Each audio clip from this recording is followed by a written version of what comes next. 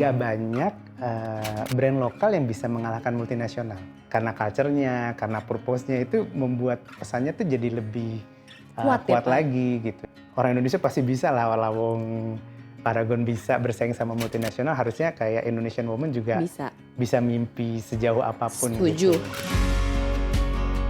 Kualitas secara produk itu mungkin makin lama makin mateng ya, karena kan kita belajar dari mana aja. Dulu kan suka bilang, ayo dong tunjukin Paragon ke dunia gitu. Akhirnya kita ikut conference tuh selalu R&D kita tuh menonjol gitu. Jadi kalau keluar tuh jangan semata-mata cuman ekspor. Paragon keluar ya bawa produk-produk Indonesia yang lain lah. Budayanya, talentnya gitu. What's the biggest challenge sih Bang? Kita akan dapat apa yang kita temukan. Kalau kita nyari challenge, kita akan banyak ketemu challenge. Tapi kalau kita nyari opportunity sama sumber energi kan kita akan dapat. Kayaknya kalau kita ujungnya ke situ, challenge itu kayak ya udahlah bagian dari hari-hari aja hari-hari ya. aja.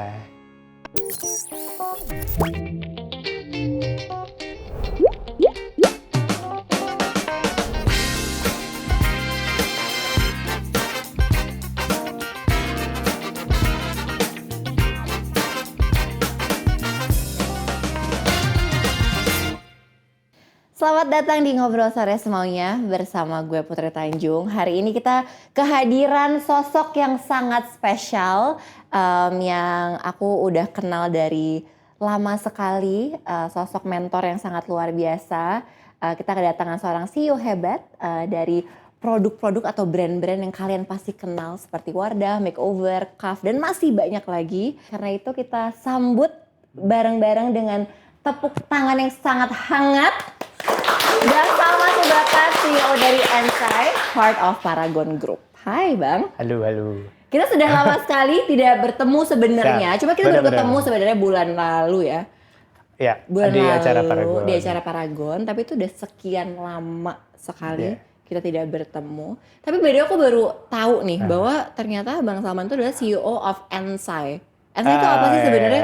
Kita ngomongnya Ensai gitu ya, kayak gampangnya Nurhayati Sebakat Entrepreneur Institute. Karena kan Paragon itu pasti terkenal dengan entrepreneurship-nya. Betul. Terus kita juga beruntung. Karena it's a family owned business ya. Terus kita juga beruntung foundersnya udah second generation, terus first generation juga masih aktif kan. Ya. Nah, jadi kita pengen nilai-nilai itu, value-value Paragon itu tuh ada di Paragon yang sekarang sampai jauh ke depan gitu. Jadi tugasnya ciptakan pemimpin-pemimpin masa depan dan bisnis-bisnis baru yang value-nya cocok dengan Paragon gitu. Ngomongin soal entrepreneur baru. Jadi aku ingat banget teman-teman. Bener-bener di luar skrip nih kayaknya. Aku ingat banget teman-teman. Jadi waktu aku memulai my entrepreneurial journey. Waktu itu di umur berapa ya Pak Salman? 16 ya, 17 tahun lah, 16 atau 17 tahun. Iya sih baru sadar itu baru lulus SMA ya. Iya baru lulus SMA. Jadi saat aku baru memulai my entrepreneurial journey, waktu itu aku kita bikin acara namanya Creativepreneur, di mana kita mensupport entrepreneur-entrepreneur baru untuk mendapatkan insight gitu. Dan aku ingat banget salah satu brand pertama yang mensupport Creativepreneur itu adalah Paragon. Benar. Wardah saat itu. Terus langsung jadi ambassador juga ya. Terus habis itu aku dijadiin ambasador di umur 17 tahun. Siap. Dan waktu itu aku sangat senang dan forever grateful karena sangat dibantu journey awalnya di navigate menjadi seorang entrepreneur. Jadi emang dari 2014 tuh udah ada di DNA-nya Pak Salman. Tapi aku pingin tahu dong Pak, why is it so important sih to you dari 2014 dan waktu itu nggak banyak by the way teman-teman makeup brand yang nge-sponsor acara-acara entrepreneurial. Waktu itu kenapa sih Pak sebenarnya? Kagum sih sebetulnya waktu itu karena acaranya bagus-bagus. Saya selalu bilang kenapa di corporate itu bikin acara itu kayak udah nggak bisa kayak waktu kita muda bikin pensi. Kan saya pernah muda juga kan. Jadi percaya sama anak muda tuh kayak udah tradisi. Jadi kalau Mbak Putri bilang waktu itu belajar, saya juga banyak belajar juga sih. Ya ini bukan gombal. Terus itu satu. Terus kedua ya kita lihat banyak nilai-nilai yang emang Mbak Putri saya ingat banget tuh dulu suka naik ojek lah, terus berjuang sendiri, terus woman founders lagi ya, jadi resonate aja gitu, jadi langsung hell yes gitu kan, ini cocok gitu. gitu. Aku ingat banget waktu itu salah satu yang paling aku belajar dari Pak Salman dan family dan dari grup Paragon itu adalah you actually walk the talk gitu. Jadi Paragon tuh punya visi misi yang sangat clear gitu, dan aku selalu merasa bahwa impact-nya tuh selalu nyata gitu. Jadi nggak cuma ngomong beauty with impact, tapi memang impact-nya tuh nyata. Jadi aku pingin tahu Bang, sebenarnya kenapa segitu berkomitmennya untuk memberikan impact, dan aku mau tahu juga satu hal lagi, gimana cara ngukur real impact-nya Bang? Real impact ya. Justru menurut saya gini, kalau semua orang yang ketemu tim Paragon, dia kan bilang gini ya, ketemu Paragon mulai dari owner sampai ujung tuh pengalamannya sama. Iya, betul. Kayak even aku setuju banget. Makeup artisnya, even orang di lapangan gitu kan, dan itu tuh selalu nyampe gitu. Jadi akhirnya itu kita jadikan ini sih, kayak semacam ukuran gitu, apakah kita masih seperti itu atau enggak. Dan seneng gitu dengernya ketika orang tuh yang dilihat kayak, kok bisa ya gayanya sama dari ujung ke ujung, itu seneng banget. Itu satu. Terus kedua, memang hampir semua, mau katakanlah business school yang paling keren, inovasi yang paling bagus kan selalu dimulai dari culture kan, sama dari ini. Jadi kita juga seneng banget kalau semua ini akarnya memang dari culture, purpose, sama value-nya gitu. Oke. Tapi Bang, share dong kayak value dan purpose dari Wardah atau dari grup Paragon tuh apa sih sebenarnya? Value-nya itu yang pertama ketuhanan ya, spirituality kan. Terus kepedulian, kerendahan hati, humility, terus ketangguhan sama inovasi. Terus balik lagi tadi ya, saya tuh pernah ada kayak gimana sih caranya ngelit. Terus dia bilang walk the talk atau ngasih contoh tuh bukan salah satu cara katanya, tapi satu-satunya. Jadi saya tuh satu-satunya cara. Jadi saya tuh nggak pernah lupa tuh kayak pesan-pesan pertama kali belajar kepemimpinan tuh kayak nempel banget gitu. Ngomongin soal leadership ya Bang Salman, banyak yang orang yang bilang, dari salah satu yang aku belajar juga dari Bang Salman gitu, bahwa Bang Salman tuh lead dengan banyak belajar ya. Belajar aku banyak sama Bang Salman. Aku belajar bahwa Bang Salman itu selalu lead dengan kesederhanaan. Oke. Boleh nggak sih dielaborate sebenarnya gimana cara nge-lead dengan kesederhanaan, dan seberapa penting sih untuk kita bisa nge-lead dengan kesederhanaan tersebut? Iya. Kalau zaman dulu tuh ini sebenarnya banyak filosofi dari keluarga juga sih. Jadi di rumah tuh suka bahkan sampai kayak kalau kita nggak sederhana itu kita nggak bisa mikir sesuatu yang besar gitu. Jadi sederhana orangnya sehingga punya ruang lebih besar untuk ide-ide besar tadi. Jadi pertama, kesederhanaan itu bikin space yang cukup besar untuk sesuatu yang lebih gede. Kan hidup di luar nggak sederhana ya. Betul. Susah gitu. Terus sederhana itu juga kunci kan. Kayak kalau kita bisa menyederhanakan sesuatu tuh orang bisa lebih bisa ngikutin gitu. Kayak misalnya visi kalau susah dimengerti kan susah dijalanin. Betul. Terus abis itu leadership style, jadi semua harus dibikin sederhana biar orang bisa tumbuh lebih baik, terus sinergi lebih erat, yang gitu-gitulah. Itu value kesederhanaan Pak Salman dapat dari mana? Pertama, sehari-hari emang semua serba sederhana banget. Tapi kemarin banyak ngobrol tuh, banyak quotes juga kan, kayak simplicity is the epitome of beauty misalnya. Jadi, dan ternyata kan kalau kita lihat even karya seni yang paling sophisticated sekalian tuh biasanya simple gitu. Jadi begitulah. Tapi Bang, dengan kesederhanaan maksudnya kita juga tahu kita ada di dunia di mana banyak yang tidak sederhana ya gitu ya. Maksudnya very complicated. Terus juga kadang-kadang mungkin kita juga kebawa arus gitu. Nah, gimana caranya kita bisa balik ke kesederhanaan itu ya? Karena kayak aku juga merasakan gitu, aku setuju banget sama semua yang Bang Salman bilang gitu, bahwa kesederhanaan itu salah satu yang sangat penting gitu. Mungkin itu bisa menjadi core apapun itulah, dari kita secara nge-lead atau kita value hidup kita gitu. Karena emang penting sih untuk kita selalu sederhana. Cuma again, dengan semua kerumitan di hidup ini, ya kan, kadang-kadang kita kebawa arus gitu. Gimana cara kita bisa balik lagi ke kesederhanaan tersebut? Oke. Kan ada yang bilang misalnya tujuan tuh kayak North Star gitu kan. Terus mungkin harus fully aware ya. Ada yang bilang kalau ada arus itu mungkin kita nggak kebawa. Kalau kita kebawa yang penting sadar gitu. Oke. Orang kan kadang-kadang kebawa terus nggak sadar, terus ikut. Atau tenggelam kelamaan gitu. Biar tetap centered atau grounded itu ya kayak dikelilingi orang-orang yang sederhana juga gitu menurut saya sih. Terus ya sederhanakan banyak hal lah, kayak apa ya, kayak proses, cita-cita gitu. Jangan kebanyakan mikir yang nggak penting gitu kan.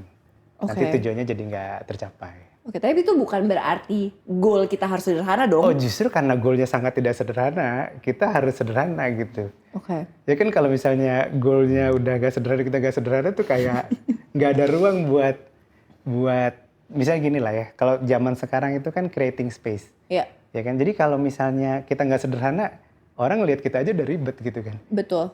Gimana kita bisa minta orang untuk melakukan hal-hal yang penting, yang baik gitu kan. Ya, mungkin kayak ilmu padi juga kali ya Bang ya. Maksudnya semakin kita besar, semakin kita tumbuh ya kita kan sebenarnya harus selalu menunduk gitu. Bener, karena again dengan kita menunduk kita jadi lebih bener-bener alam mengajarkan kita gitu kan. Alam mengajarkan kita emang kesederhanaan tuh sangat penting di hari-hari kita gitu. Apalagi kalau kita semakin besar, semakin tinggi tadi Pak Salman bilang cita-citanya semakin besar ya kita memang harus nge-keep kesederhanaan tersebut. Walaupun susah ya Bang sebenarnya. Apa itu gampang buat Bang Salman?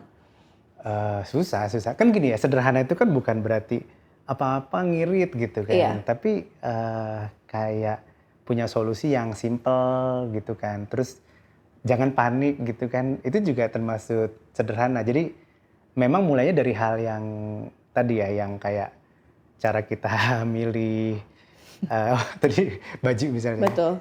Tapi bukan berarti nggak boleh keren loh, tapi ya kan boleh gitu. Cuman semua sesuatu tuh ada tujuannya gitu. Nah, terus bergerak lagi kayak cara kita milih mulai hari, berteman, cita-cita gitu.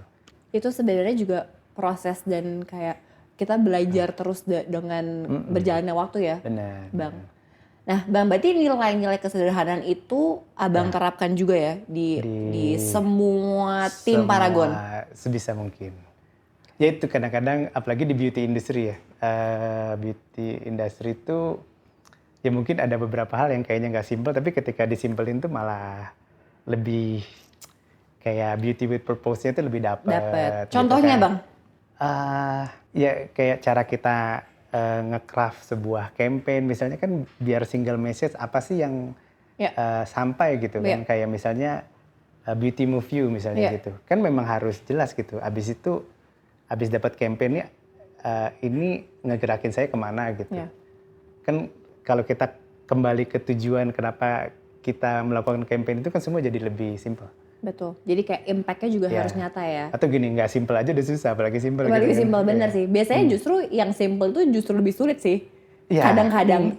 Simple but no simpler tuh gini, untuk menyederhanakan sesuatu perlu banyak proses. Betul. Perlu banyak strategi dan perlu banyak kreativitas yang involved kan. Benar. Bang di situ.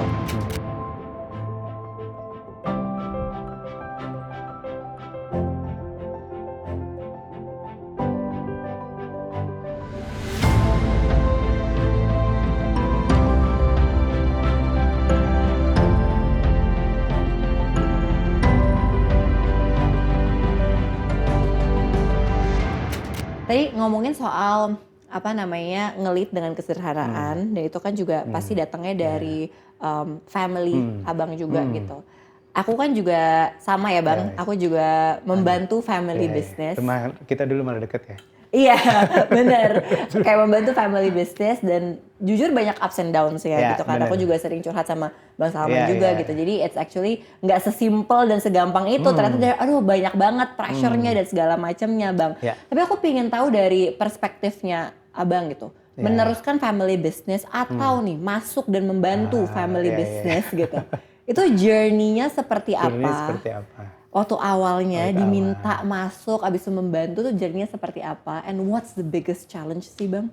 Mungkin karena saya tahu itu pasti challenging ya saya fokus ke hal yang baik aja gitu. Kayak orang-orang yang believe sama idenya, yang cocok sama kepemimpinan saya itu sebetulnya kan gini ya. Kita akan dapat apa yang kita temukan. kalau kita nyari challenge, kita akan banyak ketemu challenge. Tapi Betul. kalau kita nyari opportunity sama sumber energi kan kita akan dapat. Jadi kayaknya waktu itu, karena saking banyaknya challenge itu, saya tuh kayak... Jadi kayak fokus on the positive side iya, aja ya karena Pak? kalau nggak kebanyakan. Betul. Actually kan Paragon Group is the biggest makeup school in Indonesia loh sebetulnya. Mereka tuh kayak makeup wisuda, makeup wedding, walaupun kita nggak namain diri kita makeup school kan. Iya. Jadi awalnya tuh gini nih, Put, kayak gue pengen lihat handphone lu gitu. Oke. Kalau handphone lu nggak bagus berarti job makeup lu kurang banyak, saya bilang gitu. Jadi kita refocusing kendala di lapangan sama cita-cita yang lebih tinggi gitu. Kayaknya kalau kita ujungnya ke situ, challenge itu kayak ya udahlah bagian dari Hari-hari aja hari-hari ya. aja. Jadi once again Bagian focusing dari on the gaji. impact. Challenge itu bagian dari gaji. Betul, emang kita kan digaji untuk menghadapi challenge kan, dan permasalahan-permasalahan yang ada. Iya. Bang, tapi ngomongin soal tadi family business, yang aku sangat lihat banget dari this family business adalah seberapa Pak Salman dan keluarga sangat-sangat mengutamakan edukasi. Edukasi. Jadi kayak semua program, mau itu campaign, mau itu CSR itu, pasti itu core-nya di education. Kenapa edukasi itu sangat penting untuk keluarga Pak Salman sih? Jadi gini, kan background-nya semua juga ada edukasinya nih, kayak kakek nenek dari ibu tuh guru sebetulnya. Guru yang akhirnya jadi pengusaha untuk bisa banyak sosial gitu kan. Jadi guru di Padang Panjang. Kalau dari kakek mungkin kebanyakan ada entrepreneurnya juga, cuman ya gitulah punya sosial. Terus usahanya turun Mbak Putri. Nah, mereka ngerasa yang bisa mengembalikan mereka on the track itu pendidikan. Kan mereka dapat beasiswa dua-duanya waktu itu di ITB kan. Jadi kita sangat yakin pendidikan itu bisa benar-benar merubah nasib orang gitu. Betul. Hanya dalam waktu 4 tahun. Life, ya.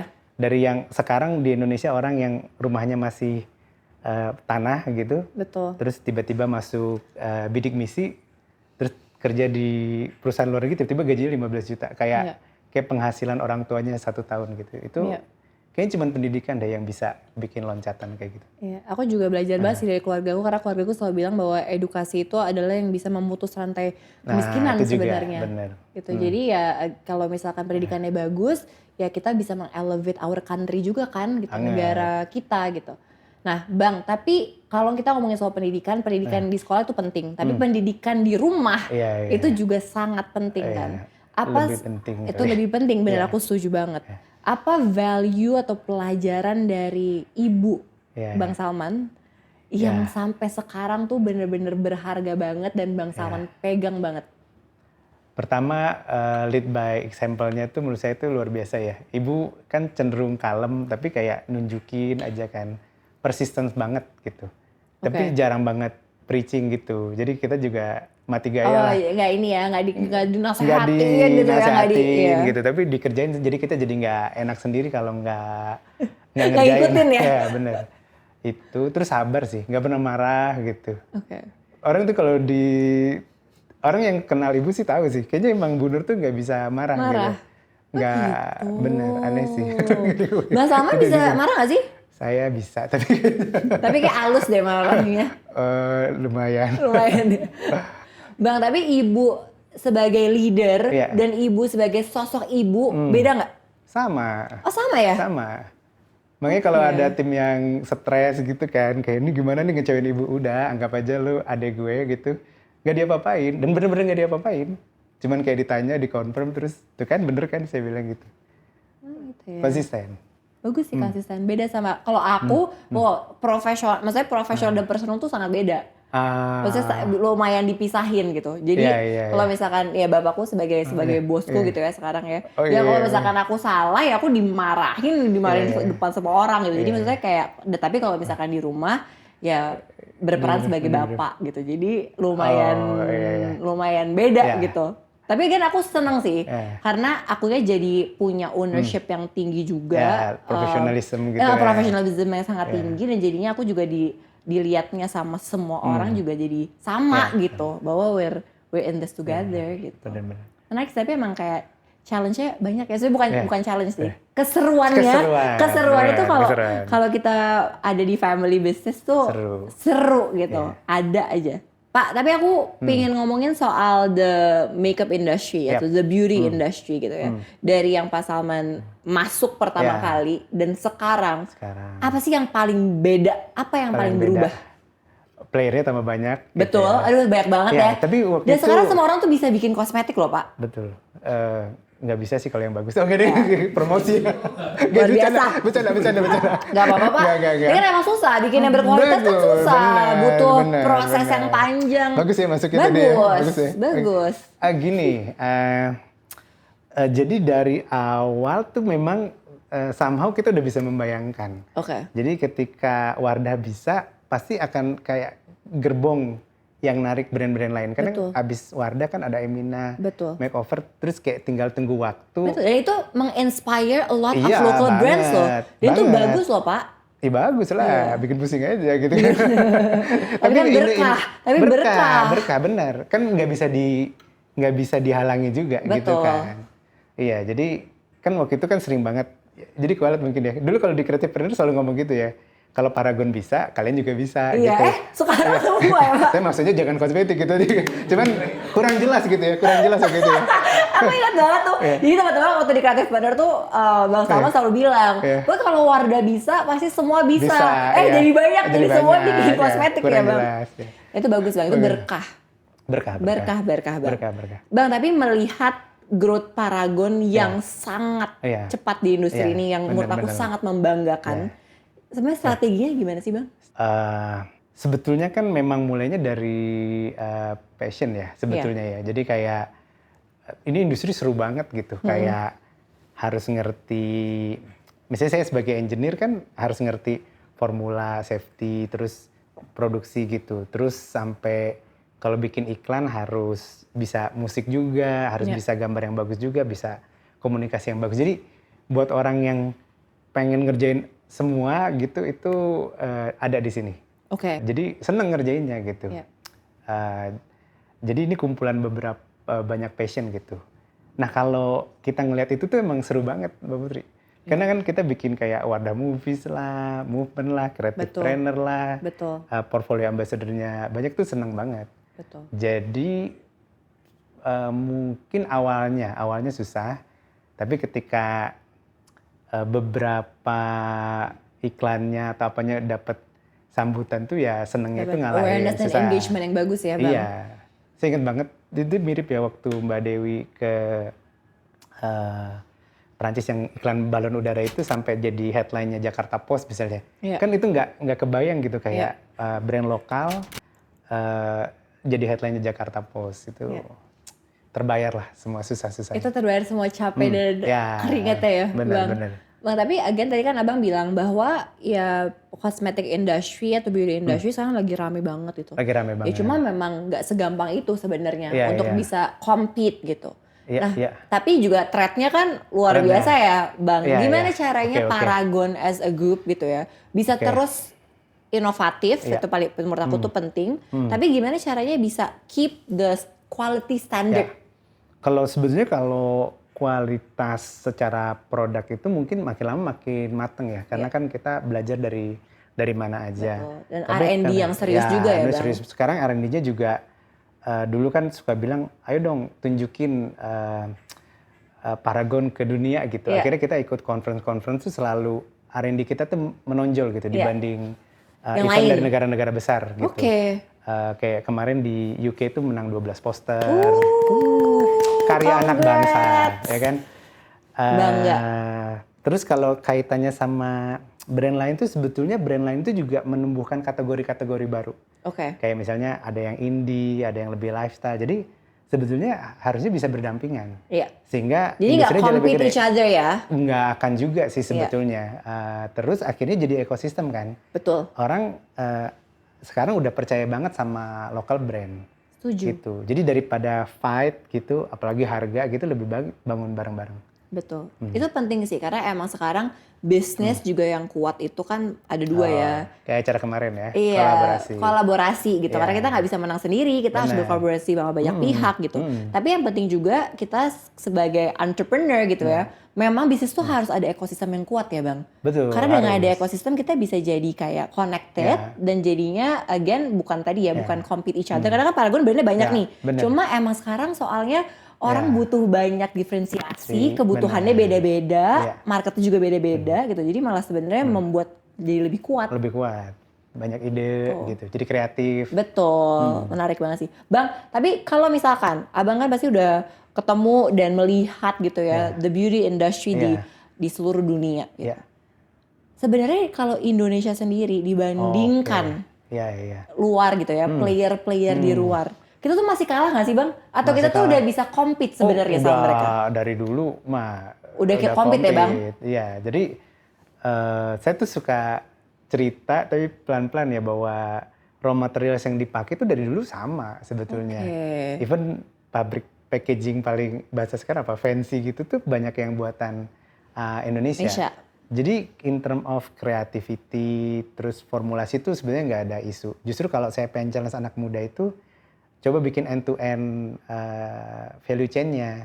Karena kan banyak orang yang pengennya punya brand tapi kayak bikin industri packaging terus bikin industri raw materials itu tuh masih jarang. Ya, jadi sebetulnya kan kalau lebih serius itu yang banyak buka lapangan kerja itu misalnya manufacturing. Makanya kita tetap kayak produksi sendiri gitu. Terus coba membina supplier lokal untuk tumbuh gitu. Bang, seberapa penting Paragon atau Wardah gitu ya, to be exact, untuk go global? Penting banget. Jadi kalau kita sudah terkoneksi dengan dunia luar tuh gini, kita bisa membawa hal-hal yang terbaik dari luar ke dalam dan kita bisa membawa hal yang baik dari Indonesia keluar kan. Kalau saya sih konsepnya gitu sih. Jadi kalau keluar tuh jangan semata-mata cuma ekspor. Kayak misalnya Paragon keluar ya bawa produk-produk Indonesia yang lain lah. Budayanya, talentnya gitu. Jadi nggak cuma satu kesatuan ya? Ya ekosistem tadi kan. Betul, itu pentingnya. Karena kalau misalkan nggak sama ekosistem ya jadinya nggak kuat ya Bang. Uniqueness-nya jadi nggak kuat. Apa bedanya gitu kan. Jadi kalau datang itu kayak, ini kenapa ada brand ini di kota saya ya? Jadi harus jelas kayak kalau bahasa anak sekarang kan apa reason of being-nya gitu. Atau ikigai-nya nih apa sih nih brand kenapa ada di sini gitu. Jadi ada end to end, ada storytelling yang kuat juga ya. Karena itu menurut aku very important sih.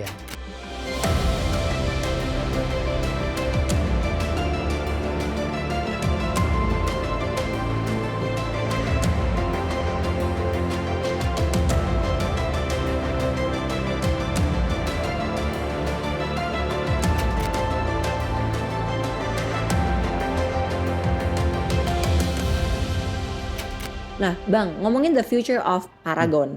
Sebenarnya apa sih? What's the future of Paragon? In short term and long term? Short term. Dulu kita suka ini ya, nggak apa-apa nyebut brand idola ya. Pengen jadi the Shiseido of Indonesia gitu kan. Terus kalau dari riset bahkan even udah ngelewatin gitu.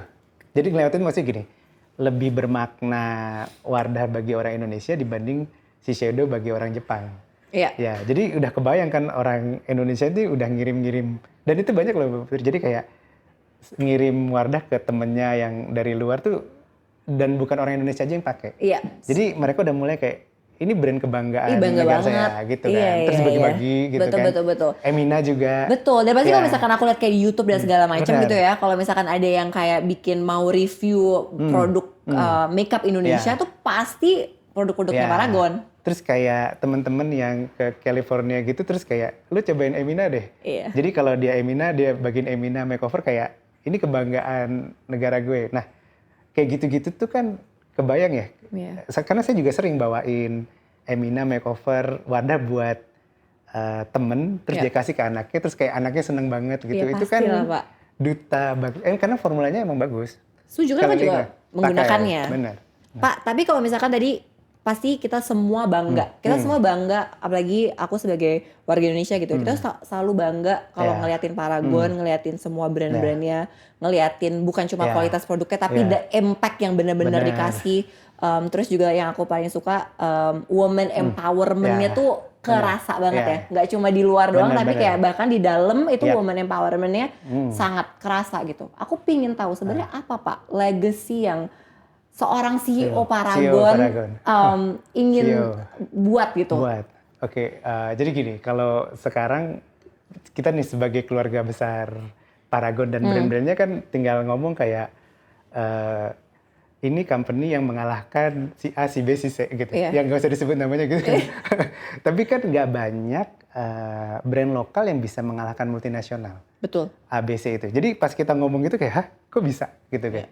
Terus balik lagi kita ngomong karena culture-nya, karena purpose-nya itu membuat pesannya tuh jadi lebih Kuat ya, Pak? lagi gitu. Jadi Dan itu juga your biggest driver juga ya buat timnya juga. Bener, ketika orang Indonesia bisa cerita kayak orang Indonesia pasti bisa lah lawong Paragon bisa bersaing sama multinasional, harusnya kayak Indonesian Woman juga bisa mimpi sejauh apapun. Setuju. Gitu. Again, menurut aku it's all about perspective dan aku sekarang seneng banget karena aku bisa berteman dan bertemu women leaders yang menggunakan platform atau privilege-nya untuk membuka lebih banyak lagi opportunity for women. Dan aku juga sangat salut sama orang-orang seperti Bang Salman yang ikut membantu women empowerment dan membantu membuka lebih banyak pintu lagi untuk bisa bring more women into the room karena this is not about anything sih sebenarnya, this is all about equality ya kalau misalkan karena aku merasa ya kita semua harusnya punya peluang yang sama lah regardless of our gender gitu. Oke, Bang, sebelum aku menanyakan pertanyaan pamungkas. Kita main game dulu. Main game-nya jawab cepat. Nah, jadi aku akan membacakan sentence, nanti Abang tinggal melanjutkan aja. Nggak usah terlalu banyak dipikir, spontan aja, Bang. Ini kita cepat ya, Bang. Oke. Ketika bangun pagi, hal apa yang langsung saya lakukan? Mikir. Oke. Rutinitas yang tidak boleh dilewatkan dalam keseharian saya adalah? Mikir lagi kayaknya. Oh, ini kayak jawabannya semua mikir ya? Ganti dong, Bang. Gas. Apa ya? Oh gini, mentoring lah. Gitu. Mungkin harus ada satu orang yang kena mentoring lah. Wah, luar biasa loh. Hebat loh. Kalau aku jawabannya mungkin kopi. Hal yang saya syukuri hari ini adalah? Ketemu Mbak Putri. Agak bercanda. Aku juga sangat bersyukur bisa ngobrol sama Bang Salman. Banyak berbagi kayak gini lah ya. Oke. Hal yang paling saya cintai dari pekerjaan saya adalah? Tim. Hobi saya ketika sedang tidak bekerja adalah? Mikir ya. Masih berpikir tuh merumuskan sesuatu. Masa nggak ada hobi yang seru sih, Bang? Saya tuh lagi pengen mempropos kenapa sih orang kalau hobi main catur kan mikir. Dia bangga banget gitu. Yang dimainin padahal catur ya. Padahal kalau kita mau nulis buku apa, terus mau bantuin temen itu kan mikir-mikir aja kan. Ya nggak apa-apa lah hobi mikir. Jadi hobinya berpikir problem solving lah biar lebih keren. Problem solving. Mencari masalah untuk dipecahkan. Bagus. Bermanfaat berarti hobinya. Teman-teman saya bilang kalau saya adalah orang yang? Orang banyak ngomong humble sih, cuman ya udah itu aja deh. Humble. Humble aja. Saya merasa hidup pada saat tadi ya, interaksi ngobrol yang meaningful lah gitu. Terakhir, Pak.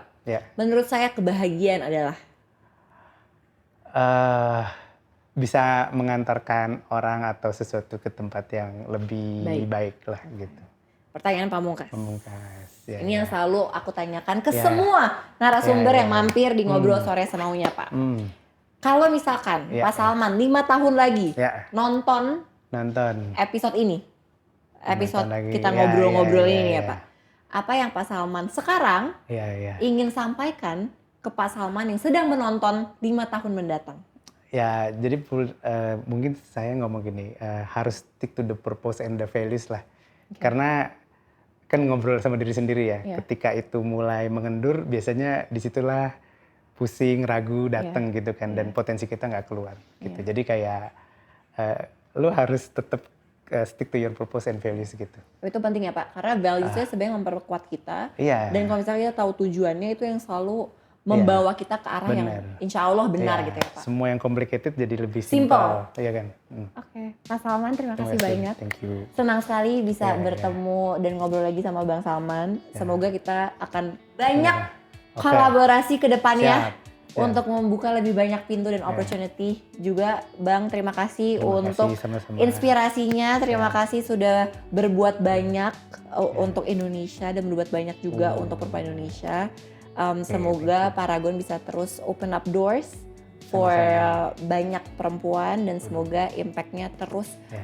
terasa dan lebih besar lagi. Akhirnya banyak ya, tapi bagus-bagus.